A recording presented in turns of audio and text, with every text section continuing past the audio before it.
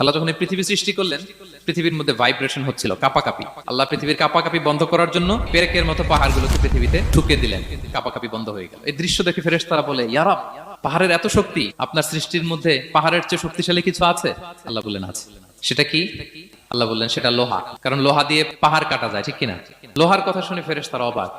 ফেরেশতারা প্রশ্ন, তাহলে আপনার সৃষ্টির মধ্যে লোহার চেয়ে শক্তিশালী কিছু আছে? আল্লাহ বললেন আছে। কি সেটা? আন্নার, আগুন।